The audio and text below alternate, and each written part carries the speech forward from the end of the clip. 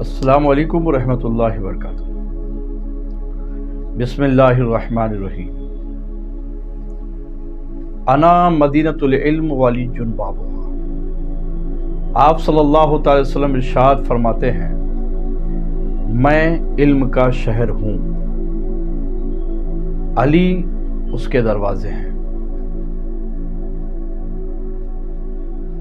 ترجمہ کہ میں علم کا شہر ہوں، علی دروازہ ہیں۔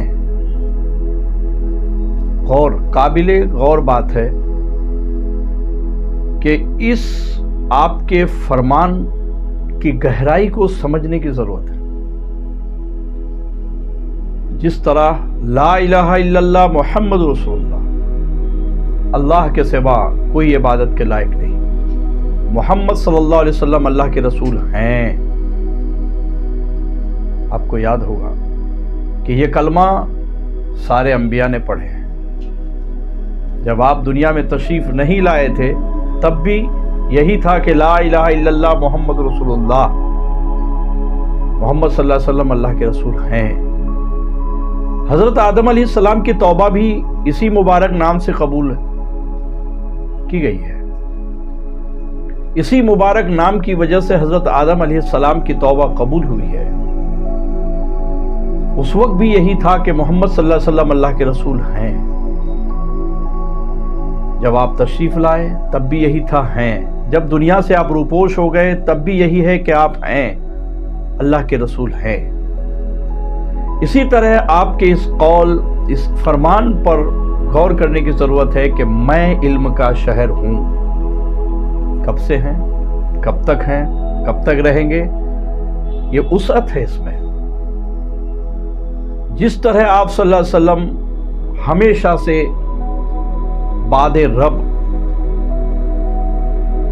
ہیں، ہر زمانے میں ہیں، قیامت تک ہیں،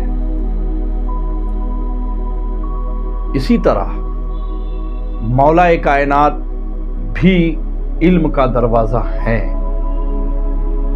بنائے نہیں گئے کہ پہلے نہیں تھے اب بنائے گئے، ایسا کچھ نہیں ہے۔ آپ علم کا دروازہ ہیں۔ کب تک ہیں؟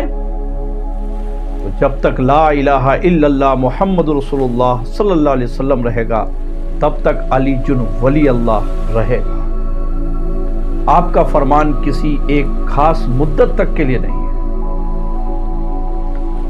اس کا یہ مفہوم تو آپ کو سمجھ میں آیا کہ ہیں۔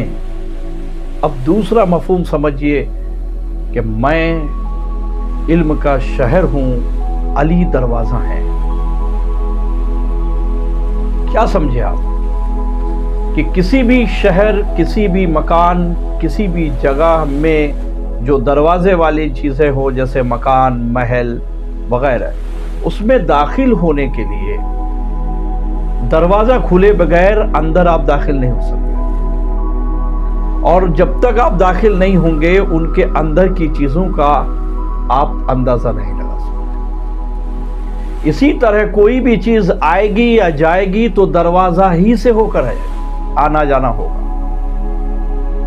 تو علی علم کا دروازہ ہیں۔ آپ صلی اللہ علیہ وسلم کی اس بات میں اتنی وسعت ہے کہ دنیا کے سارے علوم و فنون کا سر چشمہ مولا کائنات ہے۔ کسی بھی علم کی شروعات اگر ہوتی ہے تو دروازے سے ہوگی۔ اب دروازہ مولا کائنات ہیں تو چاہے کوئی بھی علم ہو، مولا علی سے ہو کر ہی آنا ہے۔ ہر علم کی شروعات مولا کائنات سے ہوگی امت کے لیے۔ آپ باب العلم ہیں، کوئی بھی علم ہو تو جب ہر علم کو مولا کائنات سے ہو کر ہی امت تک آنے ہیں تو پھر جہاں سے علم نکلا ہو اور اس علم کو پڑھنے والا کوئی بھی شخص ہو، ان کا اندازہ کیسے لگا سکتا ہے؟ فضیلت میں، رتبے میں، مرتبے میں، بلندی میں کسی طرح کا کوئی موازنہ نہیں کر سکتا تلنا نہیں کر سکتا کہ تم جتنے بھی بڑے پڑھے لکھے ہو جاؤ، تم جس بھی بلندی پر پہنچ جاؤ، یہ صدقہ ہے مولا کائنات کا، کیونکہ آپ باب العلم ہیں اور بغیر دروازہ کھلے کوئی علم حاصل نہیں ہو سکتا۔ تو پھر کوئی علم داں، علم حاصل کرنے والا مولا کائنات کے مرتبے کا، علم کا، رتبے کا، ان کی کسی بھی چیز کا اندازہ نہیں کر سکتا۔ بغیر حب علی ایمان مکمل نہیں، بغیر حب علی علم مکمل نہیں، بغیر حب علی ولایت، معرفت، کوئی بھی آپ کی چیز مکمل نہیں ہے دوستو۔ تو آپ کو یاد رکھنا ہوگا آپ صلی اللہ علیہ وسلم کا یہ قول کہ میں علم کا شہر ہوں۔ اگر میرے اندر کی کوئی بھی چیز معرفت آپ کو حاصل کرنی ہے تو مولا کائنات سے ہو کر ہی آنا ہوگا۔ یہ بات ثابت کر دی کہ مولا کائنات جب آپ صلی اللہ علیہ وسلم کی قول سے اتنے بلند ہیں، اتنے بلند ہیں، اتنے بلند ہیں کہ جن کا اندازہ آپ نہیں لگا سکتے۔ تو بس ہمیں آپ کو اتنا جاننا ہے کہ آپ دنیا میں دو ہی قسم کے فرقے ہیں، ایک حب علی، ایک بغض علی۔ بس اس سے زیادہ میں تو جانتا ہوں کہ اس سے زیادہ کچھ کہنے کی ضرورت نہیں، کہ دو ہی لائن کافی ہے، حب علی اور بغض علی۔ اب سمجھ میں آ جائے گا کہ حب علی جن کے پاس ہے وہ مومنین ہیں، اور بغض علی جس کے پاس ہے وہ کون ہے، وہ آپ تو خوب اچھی طرح جانتے ہیں۔ وآخر دعوانا الحمدللہ رب العالمین۔ السلام علیکم ورحمۃ اللہ وبرکاتہ۔